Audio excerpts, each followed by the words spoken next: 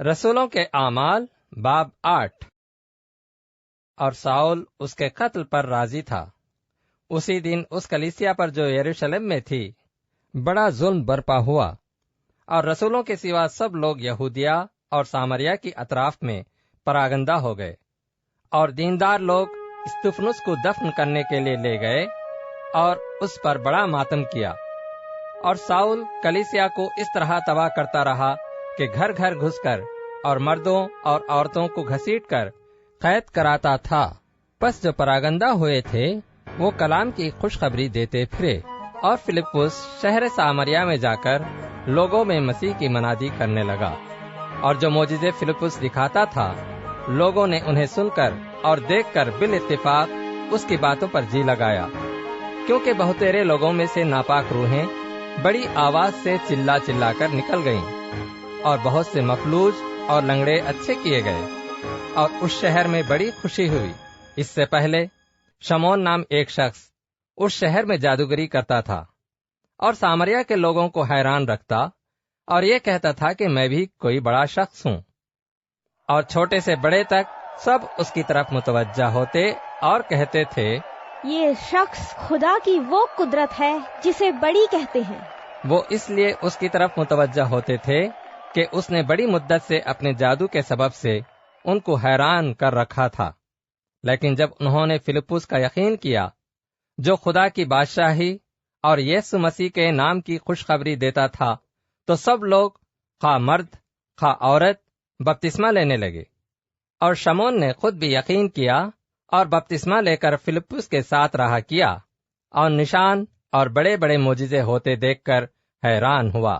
جب رسولوں نے جو یروشلم میں تھے سنا کہ سامریوں نے خدا کا کلام قبول کر لیا، تو پطرس اور یوحنا کو ان کے پاس بھیجا۔ انہوں نے جا کر ان کے لیے دعا کی کہ روح القدس پائیں، کیونکہ وہ اس وقت تک ان میں سے کسی پر نازل نہ ہوا تھا۔ انہوں نے صرف خداوند یسوع کے نام پر بپتسمہ لیا تھا۔ پھر انہوں نے ان پر ہاتھ رکھے اور انہوں نے روح القدس پایا۔ جب شمعون نے دیکھا کہ رسولوں کے ہاتھ رکھنے سے روح القدس دیا جاتا ہے، تو ان کے پاس روپیہ لا کر کہا، مجھے بھی یہ اختیار دو کہ جس پر میں ہاتھ رکھوں وہ روح القدس پائے۔ پطرس نے اس سے کہا، تیرے روپے تیرے ساتھ غارت ہوں، اس لیے کہ تو نے خدا کے بخشش کو روپیوں سے حاصل کرنے کا خیال کیا۔ تیرا اس امر میں نہ حصہ ہے نہ بکھرا، کیونکہ تیرا دل خدا کے نزدیک خالص نہیں۔ پس اپنی اس بدی سے توبہ کر اور خداوند سے دعا کر کہ شاید تیرے دل کے اس خیال کی معافی ہو، کیونکہ میں دیکھتا ہوں کہ تو پت کسی کڑواہٹ اور ناراستی کے بند میں گرفتار ہے۔ شمعون نے جواب میں کہا، تم میرے لیے خداوند سے دعا کرو کہ جو باتیں تم نے کہیں ان میں سے کوئی مجھے پیش نہ آئے۔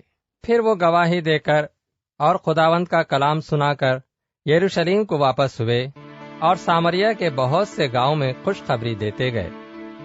پھر خداوند کے فرشتے نے فلپس سے کہا، اٹھ کر دکھن کی طرف اس راہ تک جا جو یروشلم سے غزہ کو جاتی ہے اور جنگل میں ہے۔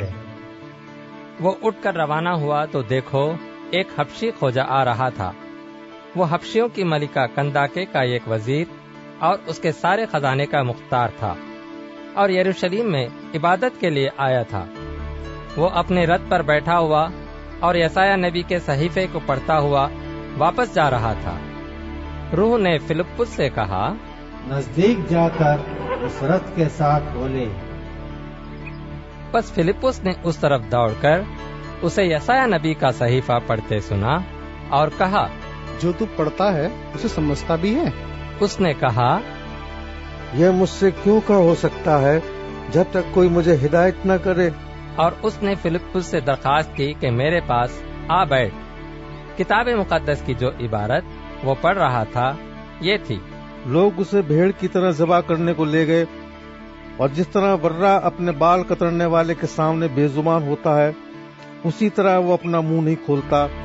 اس کی پست حالی میں اس کا انصاف نہ ہوا، اور کون اس کی نسل کا حال بیان کرے گا، کیونکہ زمین پر سے اس کی زندگی مٹائی جاتی ہے۔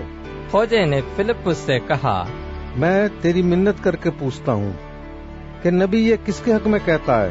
اپنے یا کسی دوسرے کے؟ فلپس نے اپنی زبان کھول کر اسی نوشتے سے شروع کیا اور اسے یسوع کی خوشخبری دی، اور راہ میں چلتے چلتے کسی پانی کی جگہ پر پہنچے۔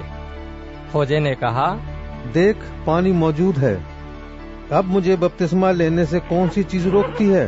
بس فلپس نے کہا، اگر تو دل و جان سے مان لائے تو بپتسمہ لے سکتا ہے۔ اس نے جواب میں کہا، میں ایمان لاتا ہوں کہ یسوع مسیح خدا کا بیٹا ہے۔ بس اس نے رت کو کھڑا کرنے کا حکم دیا، اور فلپس اور کھوجا دونوں پانی میں اتر پڑے، اور اس نے اس کو بپتسمہ دیا۔ جب وہ پانی میں سے نکل کر اوپر آئے تو خداوند کا روح فلپس کو اٹھا لے گیا، اور کھوجے نے اسے پھر نہ دیکھا، کیونکہ وہ خوشی کرتا ہوا اپنی راہ چلا گیا۔ اور فلپس اشدود میں آ نکلا، اور قیصریہ میں پہنچنے تک سب شہروں میں خوشخبری سناتا گیا۔